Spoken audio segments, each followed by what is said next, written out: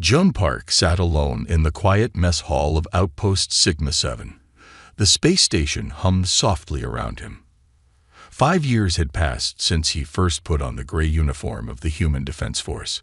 5 years since he had left Earth behind. He stared at his meal, standard military protein pack with vitamin supplements. The food reminded him of nothing from home. Maybe that was good. Home held too many bad memories. His wristcom beeped. A message from Earth.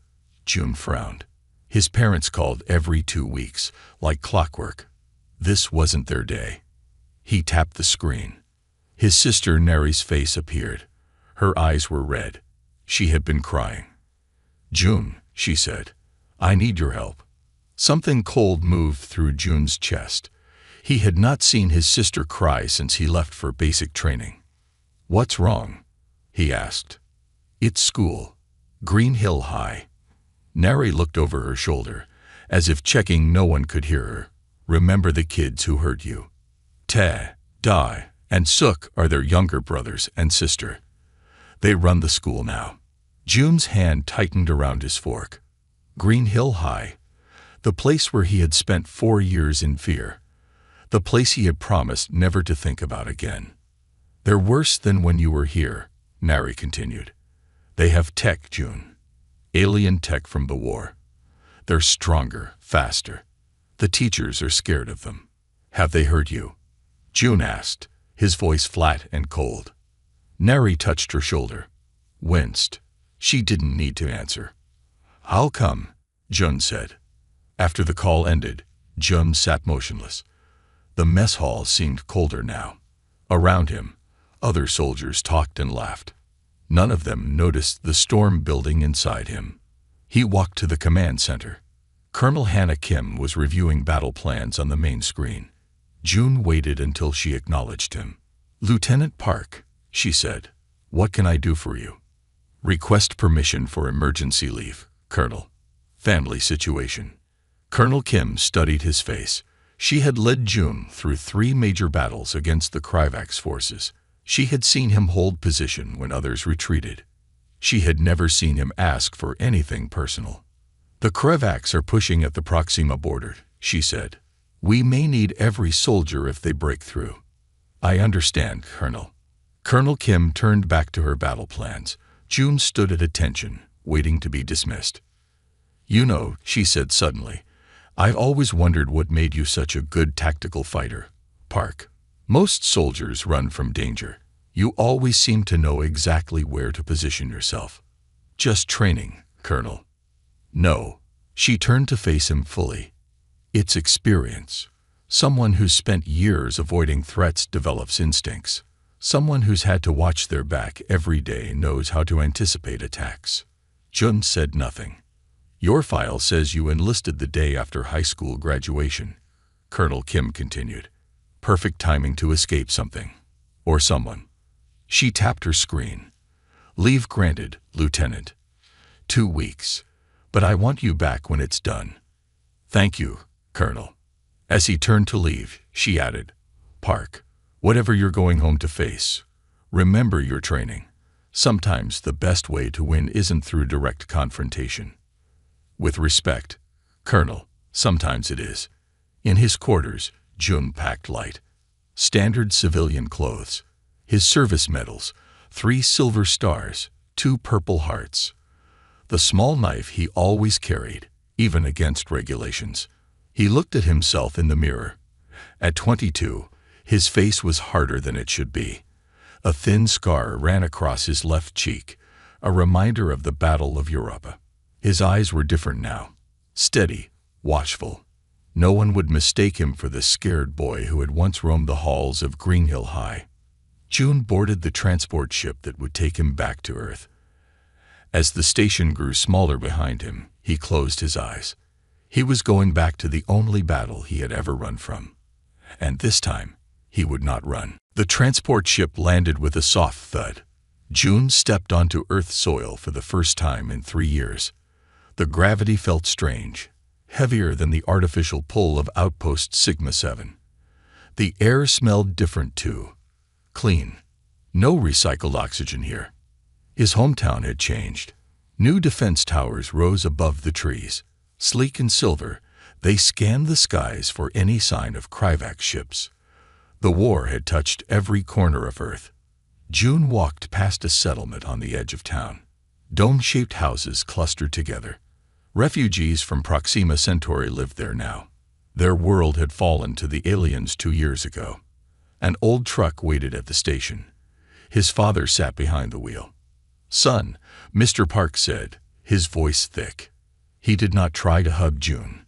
He just looked at him for a long moment, taking in the changes, the scars, the hardness in his eyes. "Dad," June replied. He put his bag in the back and climbed in. They drove in silence through town. June noticed more changes. The old movie theater was now a supply depot. The park had been turned into a training ground. Children played war games there, practicing for a future they might face. Home was the same. 2 stories, white walls. The garden his mother loved was still there, but smaller now. Food gardens took priority these days. His mother waited at the door. Unlike his father, she did not hold back. She wrapped June in a tight hug. "My son," she whispered. "My brave son." June hugged her back. She felt smaller than he remembered. "Where's Neri?" he asked. "In her room. She came home from school with a bruise on her arm." Again. His mother's eyes flashed with anger. Those children, their parents do nothing. June climbed the stairs to Neri's room. The house was so familiar it hurt. Here was the wall where he had measured his height each year. There was the spot where he had once hidden from the bullies when they followed him home. He knocked on Neri's door. "Go away, Mom. I'm fine." "It's me," June said. The door flew open. Neri stood there, eyes wide. At 16, she looked so much like their mother, except for the dark bruise on her arm and the fear in her eyes. "You came," she whispered. "I came." She pulled him into her room and shut the door. Her tablet lay on the bed. She picked it up and tapped the screen. "You need to see this," she said. Videos played. School hallways. Classroom corners. The gym when teachers weren't looking. 3 teenagers moved through the school like they owned it. 2 boys. One tall and thin. One built like a tank. One girl with cold eyes and a colder smile. "Tai, Dai, and Suk," Neri explained. "Their older brothers and sister made your life hell. Now it's my turn." Jun watched the videos carefully. He noticed something odd. The way Ta moved, too fast sometimes. How Da lifted a student against a locker with one hand, too strong for a teenager. "Pause that," he said. "Zoom in on Ta's wrist." The image expanded. A thin metal band wrapped around the bully's wrist. Blue light pulsed beneath it.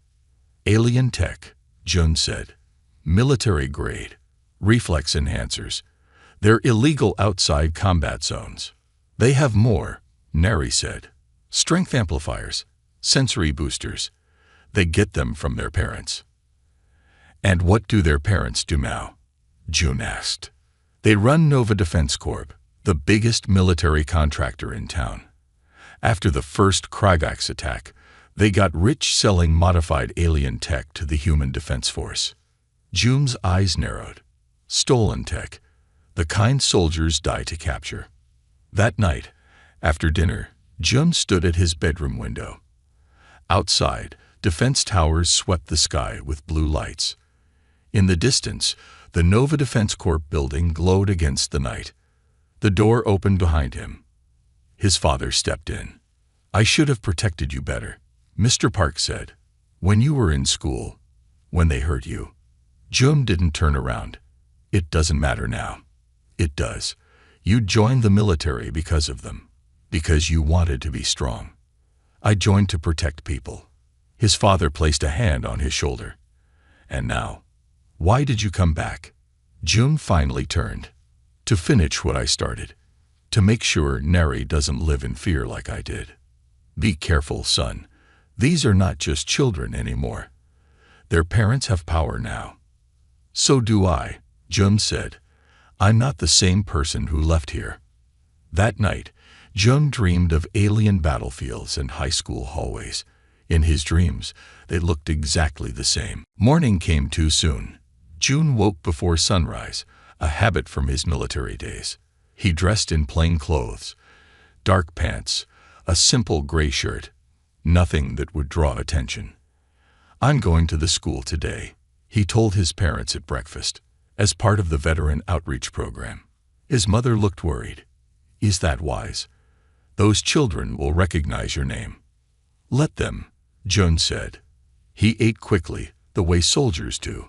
I need to see the situation firsthand. Green Hill High stood unchanged. Same brick walls. Same wide steps leading to the front doors. Jun paused at the bottom of those steps. 5 years ago, he had walked out of those doors for the last time, bruised and alone. He took a deep breath and climbed the steps. Inside, the school buzzed with activity. Students moved through the halls like schools of fish. Loud, fast, always in motion.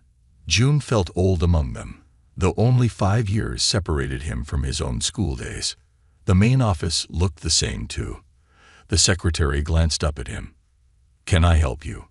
Lieutenant Jun Park, Human Defense Force. I'm here for the Veteran Outreach Program.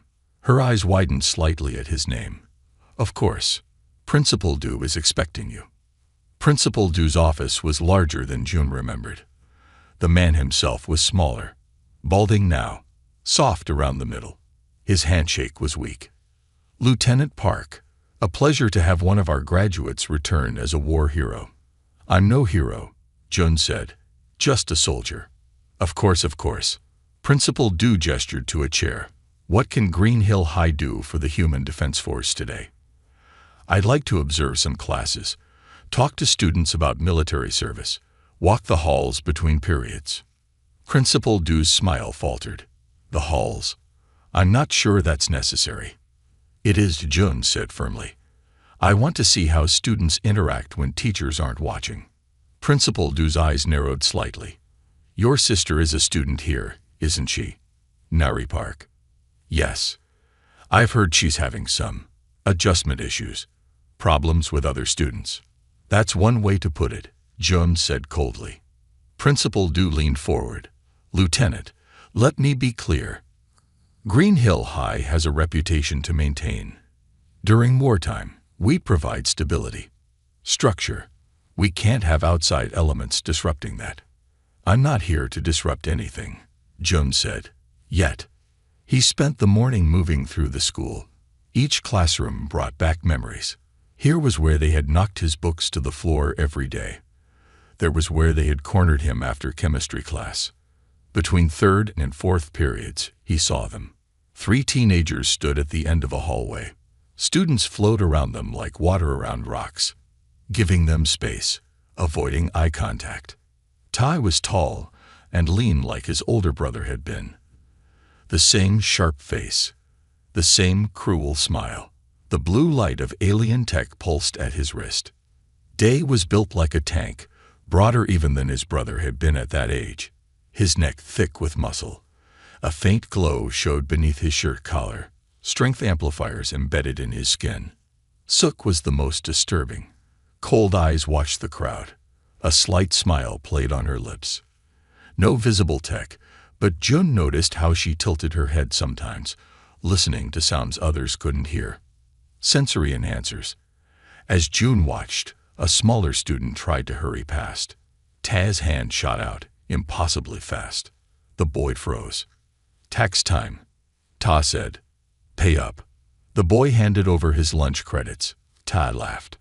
Jun remained still, observing, cataloging.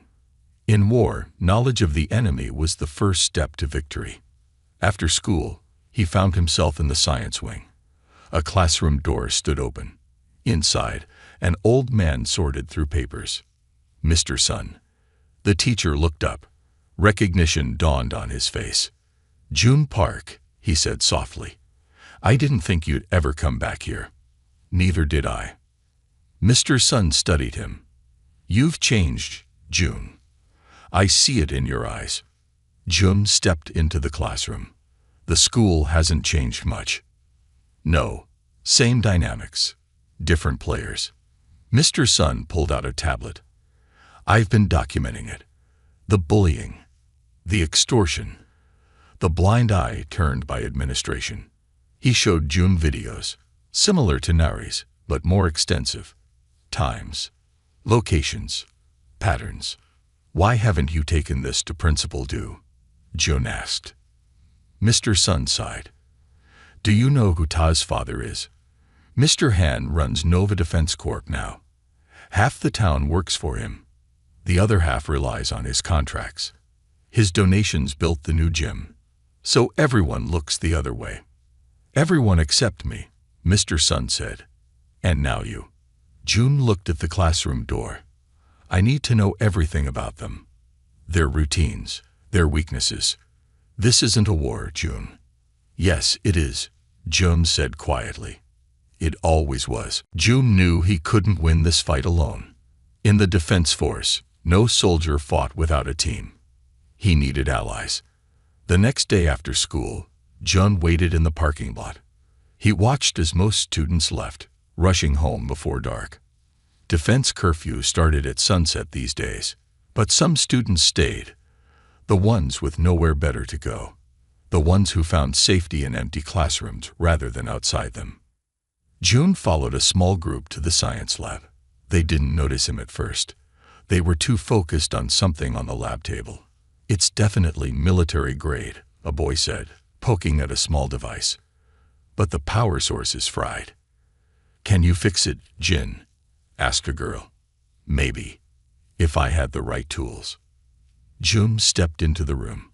You need a plasma cutter for that. All three teenagers jumped. The boy named Jin quickly covered the device with his hand. Who are you? The girl demanded. Her accent was strange, the rounded vowels of someone who grew up on a colony world. Jun Park, Nari's brother. The third student, a quiet boy with watchful eyes, nodded slowly. The soldier. Yes. Jin studied him. Why are you here? Same reason you're taking apart alien tech after school. To stop Tai and his gang. The three students exchanged looks. Finally, the girl spoke. I'm Hai. My family came from Mutera after the Kryvax took it. She nodded toward Jin. His parents died in the Proxima evacuation. And that's Bo. He doesn't talk much, but he sees everything. Bo held up a tablet. On it was a detailed map of the school. Red dots moved along the hallways. He's been tracking them, Hai explained. Every movement, every pattern. For self-preservation, Bo said softly. Jun looked at the device on the table. Where did you get that? Jin hesitated. Found it. In the trash behind the gym. It's a reflex enhancer. Like what Tai wears, but broken. You're trying to understand how it works, Jun said. Not a question. Know your enemy, Jin replied with a shrug. That's military thinking. This is war, Jin said. Just a different kind. Jun smiled for the first time since coming home. My commanding officer would like you. That night, they gathered in the Park family garage. Jun had converted it into a makeshift command center. Maps of the school covered one wall. Photos of Ta Da and Suk covered another. In the Defense Force, we survived by knowing our enemy better than they knew themselves, Jun explained. We'll do the same here. He pointed to the photos. Tell me everything. Hai spoke first. Ta is the leader. His father runs Noah Defense. The alien tech comes through him. Da is the muscle. Bo added. Not very smart. Follows Ta's orders without question. And Suk is the worst, Jin said. She watches, listens, finds your weaknesses. Jun nodded. What about their tech? Jin pulled out his tablet and showed detailed scans. Ta uses reflex enhancers. Makes him faster than any human should be. Da has strength amplifiers grafted to his major muscle groups. And Suk. Sensory enhancers, Jun finished. I noticed. Yes, she can hear conversations from across the cafeteria. See in near darkness. What about weaknesses? June asked. Hai smiled. All tech has weaknesses, especially stolen tech. She pulled up schematics. The reflex enhancers overheat if used continuously for more than 2 minutes. The strength amplifiers drain body energy. Dai needs to eat constantly to maintain them. And the sensory enhancers can be overloaded. Good, Jun said. Very good. Bo, who had been quiet, finally spoke. But we can't fight them directly. They're still too strong, too protected. We won't fight them directly, Jun said. Not at first. He laid out a rough plan. First, they would document everything. Build a case too strong to ignore. Second, they would develop countermeasures for the alien tech. And third, they would find more allies. No war is won by 4 people, Jun said. 5, came a voice from the door. Neri stood there, arms crossed. I'm not sitting this out. It's my fight too. June looked at his sister, saw the determination in her eyes, the same determination he had found in himself on the battlefield. 5 then, he agreed. As the others left, Jin paused at the door. Why are you doing this? You got away. You could have stayed away. June looked at the photos on the wall. Because running doesn't end a war. It just postpones it. That night, they began to plan their first strike. Word spread quickly through Green Hill High. Someone was watching Tai and his gang. Someone was gathering evidence. Someone was fighting back. Tai didn't like it one bit. Find out who's helping Nari Park, he told Dai and Suk at lunch. Make them stop. Suk tilted her head, her enhanced hearing picking up conversations across the cafeteria. People are talking about her brother, the soldier. Ta stabbed his fork into his food. I don't care if he fought aliens. This is our school. That afternoon, Neri found her locker hacked. Personal messages from her tablet played on every screen in the hallway. Students laughed, pointed, whispered. June found her crying in an empty classroom. They took everything, she said. Private conversations, photos. They broadcast it to the whole school. June's face hardened. This ends now. He marched toward Principal Du's office, but stopped when he saw Jin running toward him. The boy's face was pale. It's Hai, Jin gasped. They got her. Come quickly. They found Hai in the nurse's office. Her skin was gray, her breathing shallow. The nurse looked worried. What happened? Joan demanded. Some kind of shock to her system, the nurse said. I've called for medical transport. Hai's eyes fluttered open when she heard June's voice. My water bottle, she whispered. They put something in it. Jin examined the bottle. Some kind of alien medical tech. Repurposed. June's soldier training took over. He checked Hai's pupils, her pulse. Then he pulled a small military medkit from his jacket. Standard counteragent, he explained, pressing a small device to Hai's arm. For alien bioweapons. Color slowly returned to Hai's face. How did you know? I've seen this before, on the battlefield. Later, Jun confronted Principal Du in his office. He slammed down a tablet showing evidence of the bullying. The hacked locker. The drugged water bottle. This has gone beyond bullying, Jun said.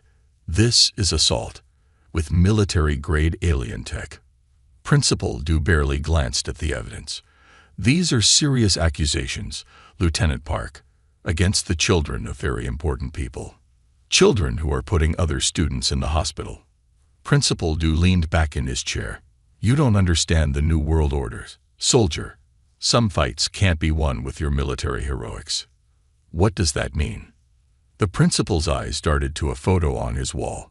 June followed his gaze. The photo showed Principal Du shaking hands with a tall, stern-looking man. Behind them was the Nova Defense Corp logo. That's Ta's father, Jun said. Mr. Han. He's the largest employer in town, the largest donor to this school. And what? Principal Du lowered his voice. He has friends, powerful friends. In the military. In the government. People who look the other way when certain technologies go missing. He's blackmailing you, Jun realized. Principal Du said nothing, but his silence was answer enough. That night, Jun sat in his parents' living room, staring at the dark screen of his tablet. The day's events played in his mind. Nari's humiliation, Hai's pale face, Principal Du's fear. His wristcom beeped. An anonymous message. Access code, Echo 79 Delta. Military code, high security clearance. Curious, Jun entered it into his tablet. The screen lit up with video footage, a private office, expensive furniture. Mr. Han sat behind a desk, speaking to shadowy figures. The technology is ready, Han was saying. Tested and proven effective on the subjects. And the side effects? Asked a voice. Not human.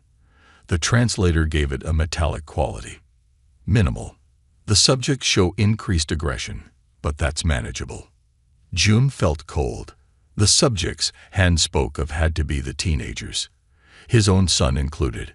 The shadowy figure leaned forward. Brief light revealed features that were almost human, but wrong somehow. Alien. We will pay the agreed price, the alien said, once full demonstration is complete. Jun stared at the screen in shock. Han wasn't just dealing in stolen alien tech. He was selling to the enemy. The message ended with a second code. The location, a time, and a name. Colonel Hannah Kim.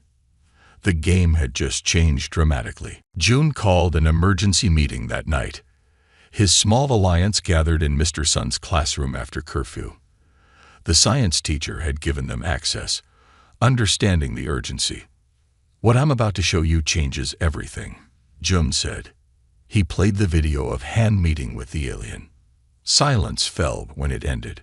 Nari's face had gone pale. Jin looked sick. Bo's eyes were wide with shock. Hai, still weak from the attack, simply nodded as if confirming something she had already suspected. Han is selling tech to the Kryvax, she said. The same aliens who destroyed my home world. Not just selling tech, Jun added. He's testing it on teenagers first, on his own son. That's why they've been getting worse, Nari said.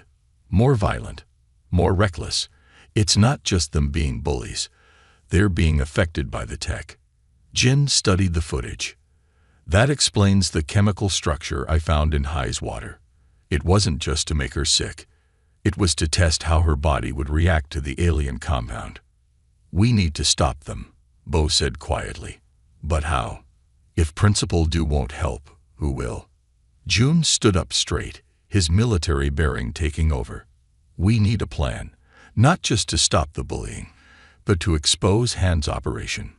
He walked to the whiteboard and began drawing. 3 clear phases emerged.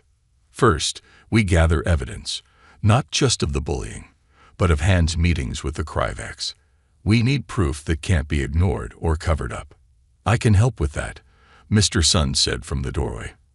I still have friends in the school board, people who aren't on Han's payroll. Jun nodded. Good. Second, we need to neutralize their tech advantage. Jin grinned. I've been working on something. He pulled out small devices from his backpack. Countermeasures. This one creates a localized EMP that should fry Ta's reflex enhancers. This one jams Suk's sensory inputs. And this one. He held up a small patch. This disrupts the energy flow to Da's strength amplifiers. Perfect, Jun said, but we need to be careful. If the alien tech is bonded to their systems, disabling it could hurt them. They didn't care about hurting Hai, Nari muttered. We're better than them, Jun said firmly. We won't stoop to their level. What's the third phase? Bo asked. The trap, Jun said. We need to corner Han and get him to confess. And for that, we need someone he won't suspect. All eyes turned to Nari. No, Jun said immediately. Too dangerous. It has to be me. Nari insisted. Han knows you're onto him. He knows about Jin and the others, but he might still see me as just a victim. Just your weak little sister. June didn't like it, but he knew she was right. You'll have backup. The whole time. I know, Mary said. I trust you. June continued outlining the plan. Jin would handle the technical aspects, disrupting the alien tech when the time came. Haig would use her knowledge of Kryvax technology to identify key evidence. Bo, with his detailed observations, would predict the bullies' movements. Mr. Sun would rally trusted staff members to help when the moment came. In war, I learned that superior force isn't always about weapons or numbers, June told them. It's about positioning, timing, and will. As they discussed details, Neri received a message on her tablet. Her eyes widened. What is it? June asked. She showed him the screen. A simple message. Need to talk. Alone. About my brother. Suk. It's a trap, Jin said immediately. Maybe, Neri replied. Or maybe not. Suk looks tough, but sometimes I see something in her eyes. Like she's trapped too. We could use this, Jun said slowly. If Suk is willing to turn on her brother. I'll meet her, Neri decided. But not alone. Not completely. June nodded. We'll adapt the plan. If Suk is genuinely wanting out, she could be our way into Han's inner circle. As they finalized details, Jun received another message. This one on his military channel. From Colonel Kim. Arriving tomorrow. Be ready.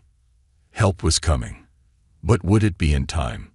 The plan starts tomorrow, Jun told the group. Get some rest. It might be our last quiet night for a while. None of them would sleep well, but all of them would be ready. The school assembly was the perfect opportunity. Every student in one place, all attention on the stage. Principal Du had announced a special presentation about technology safety. Ironic, considering what was really happening at Greenhill High. Jin's countermeasure devices were in place. Tiny, nearly invisible disruptors attached to the underside of seats where Ta, Dai, and Suk always sat during assemblies.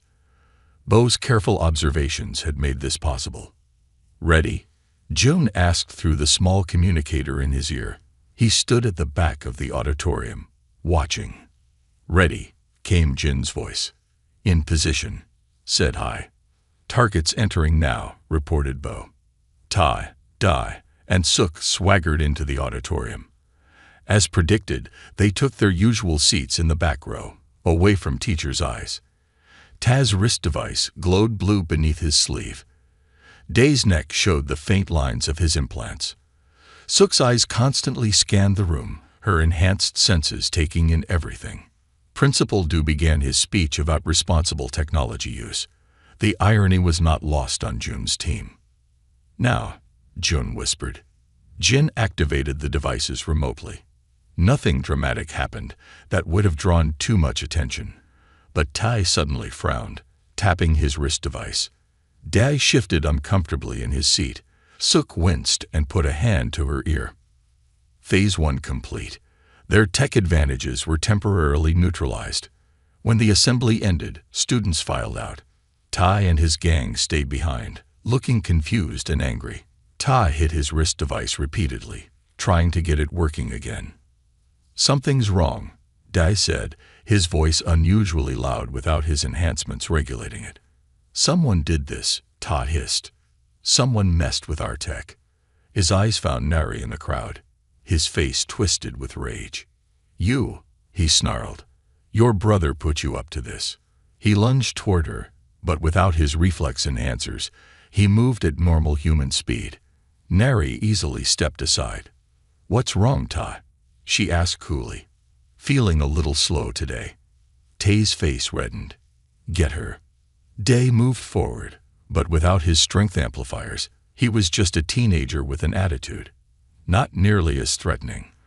What happened next was exactly as Jun had planned. Tai and Dai cornered Jin after school, behind the gym. The perfect spot for a beating, or so they thought. You did something to our tech, Tai accused, pushing Jin against the wall. Fix it now. Jin smiled calmly. I think you should let me go. Or what? Dai sneered. or you'll have to explain to Colonel Hannah Kim why you're assaulting a student while wearing stolen military technology." Ta laughed. "There's no colonel here." "Actually, there is." The voice came from behind them. A woman in a crisp military uniform stepped around the corner. Colonel Kim's face was stern, her eyes sharp and observant. June stepped out from the shadows on the other side. "Bad timing, Ta." Tae's confidence faltered. "This isn't what it looks like." "It looks like assault to me," Colonel Kim said, "and illegal possession of military-grade alien technology." Tae tried to run. Without thinking, Jun moved to intercept him. Years of battle training took over. In one smooth motion, he sidestepped Tae's clumsy charge and used the boy's momentum to flip him onto his back. Tae attacked next, swinging wildly at Jun. Without his enhanced reflexes, his movements seemed painfully slow to Jun. The veteran caught Ta's fist mid-swing and twisted, forcing the bully to his knees. "You think alien tech makes you powerful?" Jun asked calmly as Tai struggled against his hold. "I fought actual aliens with nothing but human ingenuity and courage. You're playing with toys you don't understand."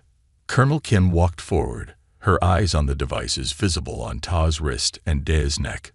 Stolen Kryvax technology, modified for human use. Very interesting. She pulled out a scanner and documented everything while Jun held the boys in place. "Where's Suk?" Jun suddenly realized the girl wasn't with them. "Here." Everyone turned. Nari stood at the corner of the building. Behind her was Suk, looking smaller somehow, less threatening. "She wants to talk," Nari said. Later, in an empty classroom, Suk told them everything. "My brother doesn't know what my father is really doing," she said quietly. "None of us did. We just thought the tech made us special. Better." She looked at Jun with pleading eyes. "I want out. I'll help you bring down my father and Ta. Just promise you'll protect me when it's over." Phase 2 was complete. They had a way inside Han's operation. The real battle was about to begin. Suk's help proved invaluable. She knew all the security codes to her father's office at Nova Defense Corp. She knew which computers held the most damaging files. She even knew the schedule of the security guards. "My father never thought I was paying attention," she explained as she led Jun and Colonel Kim through a side entrance that night. "He always saw me as just a silly girl playing with his gifts." The building was mostly empty. A few night workers moved in distant corridors. Security cameras watched, but Jin had hacked their feed, looping old footage from the previous night. "His main office is on the top floor," Suk whispered. They took the service elevator up. Colonel Kim checked her weapon. Standard military issue, but loaded with special EMP rounds that would disable tech without killing humans. "Remember," she told Jun, "we need evidence, hard proof that Han is selling to the Kryvax." Jun nodded. His military training had taught him to stay focused on the mission. Han's office was large and luxurious. One wall was made entirely of glass, overlooking the town. The opposite wall displayed weapons and tech, trophies from his business deals. "The computer," Suk said, pointing. "The password is my birthday." Colonel Kim accessed the system while Jun stood guard. Suk hung back near the door, nervous and pale. "I've got something," Colonel Kim said after a few minutes. "Files on test subjects." The screen showed pictures of teenagers. Tad, Dai, and Suk were there. But so were dozens of others from schools all over the region. "He's been testing the tech on kids everywhere," Jun said, disgusted.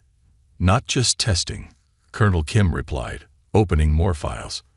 "Look at these results. Increased aggression, dependency, brain chemistry changes." Suk's voice was small. "What does that mean?" Colonel Kim's face was grim. "It means the alien tech isn't just enhancing your abilities.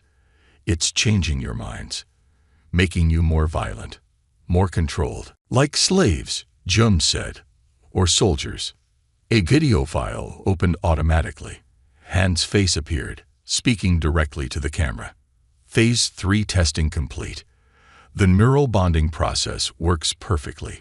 Once attached, the tech creates physical dependency within 72 hours. Subjects show increased aggression and decreased empathy, ideal for combat situations. Side effects include heightened loyalty to authority figures and reduced independent thinking. Jun felt sick. He's creating super soldiers for the Kryvax. Worse, Colonel Kim said. Read this. A document showed the sale terms. Han wasn't just selling the technology. He was preparing to hand over the test subjects themselves, the teenagers with the implants. They're building a human army to fight for them, Jun realized. Using our own children. Suk gasped. My father was going to sell us to the aliens. Along with every other kid he implanted with the tech, Colonel Kim confirmed. The Kryvax wouldn't have to invade Earth. They'd have humans doing it for them, controlled by their technology. Download everything, Jun said urgently. We need to. Need to what, Lieutenant Park? The voice came from the doorway. Han stood there, flanked by 2 security guards. Both wore the same alien tech that Tai and his friends had used, but more advanced versions. Suk, Han said coldly. I'm disappointed. Suk stepped back, fear in her eyes. Father, how could you? Your own children. Han laughed. You think I care about you or your brother? You were test subjects, successful ones, I might add. Jun moved between Han and the others. It's over, Han. We have everything. The sales to the Kryvax. The human testing. All of it. Over. Han smiled. You have no idea what's truly happening, soldier. This war isn't what you think. Earth is losing. The Kryvax offered me a place in their new world order. All I had to do was provide them with the perfect soldiers, human bodies with minds they could control. He gestured to the guards. Take them. The guards moved with inhuman speed, but Colonel Kim was faster. Her EMP gun fired twice, sending the guards crashing to the floor as their tech shorted out. Han didn't look concerned. You used children, your own son, as lab rats, Jun said, disgusted. Han laughed coldly. War creates opportunities for those bold enough to seize them.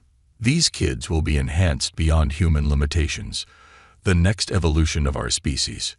The next slaves, you mean, Jun countered. More security guards appeared in the hallway. Too many to fight. Run, Colonel Kim shouted. They fled through a side door as alarms blared throughout the building. Colonel Kim transmitted the files to military headquarters as they ran. Even if they were caught, the evidence would get out. They made it to the parking lot, but found it surrounded by security vehicles. Han's voice came over the speakers. You can't escape, and soon, neither will your friends of the school. Jun's blood ran cold. Nary. The others. Colonel Kim grabbed his arm. We need to warn them. Now. As they raced toward Green Hill High, Jun knew the final confrontation was coming. And this time, everything was at stake. Green Hill High stood dark and silent against the night sky. But Jun knew it wasn't empty. His wristcom had picked up an emergency signal from Jin. Something was wrong. They're in the basement, Jun told Colonel Kim as they approached the school. That's where the signal is coming from. The basement. Jun's heart beat faster. That place held the worst memories of his school days. It was where he had been beaten so badly he had decided to enlist the very next day. Han's security team is right behind us, Colonel Kim warned. 5 minutes, maybe less. Then we hurry. They entered through a side door that Mr. Sun had left unlocked for them. The hallways were dark, lit only by emergency lights. They moved quickly, weapons ready. The basement door was open. Voices echoed up the stairs. Just let her go, Ta, came Jin's voice. This isn't about her. It's about all of you. Ta shouted back. His voice sounded strange. Strained. You ruined everything. Jun and Colonel Kim crept down the stairs. The scene below made Jun's blood freeze. Ta stood in the center of the room. His wrist device was glowing brighter than before, pulsing with alien energy. The veins in his arms and neck glowed with the same blue light. The tech was spreading through his body. Day was there too, looking sick. The implants under his skin were clearly visible now, pushing out against his flesh like parasites. Between them stood Neri. Ta held her by the arm. Jin, Hai, and Bo were pressed against the far wall, unable to help. "Stay back!" Tae yelled when he saw Jun, "or I'll break her arm." "Ta," Jun said calmly, lowering his weapon. "You need help. The tech is taking over your system." "Taking over?" Ta laughed wildly. "It's making me better, stronger. It's killing you," Colonel Kim said. "Look at Da." Da had slumped to the floor, shaking. The implants were visibly moving under his skin. "Your father lied to you," Jum continued, taking a step closer. "He was testing the tech on you, planning to sell you to the Kryvax. You think you're so special because you fought in a war." Ta spat, alien tech visibly pulsing beneath his skin. "You were nothing here. Nothing." Jum kept his voice steady. "I was always something, Ta. I just didn't know it yet. And so are you, beneath whatever your father put inside you." He took another careful step. "I have proof. Let me show you." He slowly raised his tablet, showing Ta the video of his father speaking about the test subjects. Tae's eyes widened in confusion. He wouldn't. He couldn't. The moment of distraction was all they needed. Suk, who had crept in behind them, rushed forward and pulled Neri away from her brother. "Tai, it's true," Suk said. "Father was using all of us." Tai roared in anger and pain. The tech was spreading faster now, blue lines crawling up his neck toward his face. He charged at Jun blindly. Jun didn't strike back. Instead, he used the conflict resolution techniques he had learned in post-battle scenarios. He deflected Ta's wild swings, speaking calmly all the while. "This isn't you, Ta. It's the tech. Fight it." "I can't," Ta gasped. "It hurts to fight it." "We can help you," Jun promised. "All of you." Colonel Kim approached with a medical device. "This will temporarily disable the neural connections. It will hurt, but it will stop the spread." Ta looked at Dae, who was getting worse by the second. Then at his sister, who nodded encouragingly. "Do it," he whispered. Outside, they heard vehicles approaching. Han's security team had arrived. "Colonel," Jin called, pointing to his tablet. "The files you sent. They're all over the news now. Military police are on their way to arrest Han." Weeks later, Green Hill High was a different place, with Principal Du resigned and Mr. Sun as acting administrator. The school had implemented new programs to help students recover from the trauma of recent events. Tai, Dai, and the other affected students were in a military medical facility, undergoing treatment to remove the alien tech from their systems. It would be a long process, but doctors were hopeful. Before returning to his unit, Jun visited the school one last time. He spoke to an assembly of students. "The real war isn't just against aliens," he told them. "It's fighting for our humanity, even when, especially when, it would be easier to become monsters ourselves." As he left, he saw Neri walking confidently down the hallway with a diverse group of friends, including a recovering Suk. No fear in her eyes. No need to look over her shoulder. On the transport ship back to Outpost Sigma-7, Jun received a message from Colonel Kim about a new threat emerging in another system. More alien tech. More human collaborators. He looked back at Earth one more time before stepping into his future. The battle for humanity continued on multiple fronts. But this one, at least, he had won.